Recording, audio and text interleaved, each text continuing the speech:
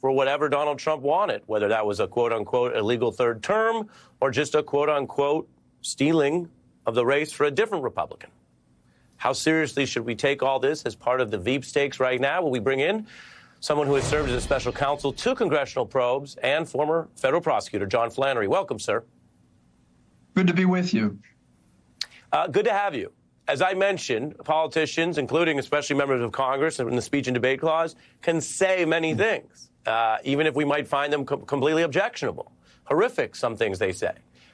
But what they are talking about is conduct that if they did it, right, they could be running mates, they could be vice presidents. And now they're saying we would take what has been indicted as fraudulent electors and use that to overthrow the election. Is that them floating essentially a criminal plot?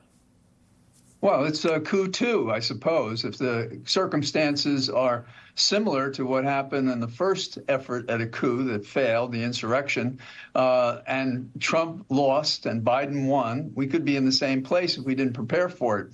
And you ask, what should we do in anticipation? And I think we have to take it seriously. You have two people, and there are others, saying that in order to be VP, they're prepared to commit the crime that Pence would not commit. And keep in mind, and you and I have been over this, but I think this is even closer to home. In Article 14, Section 3, they took an oath. And you just heard them talk about how they did what they did then, and they're prepared to do it again, I suppose. And they should be barred from appearing. And I think that if we get into this problem with coup two and people are wondering how to deal with it, we can't be arresting them on the floor of the House or something when it goes off the rails, assuming, say, there's a Republican control of the House and Republican control of the Senate.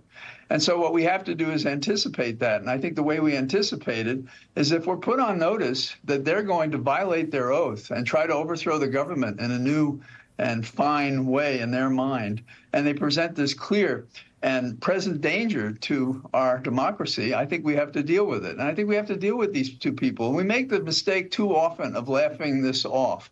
And we did nothing with the senators and the members of the Congress when this arose to investigate them and to bear down on them. And so now we're in this. And John, yeah,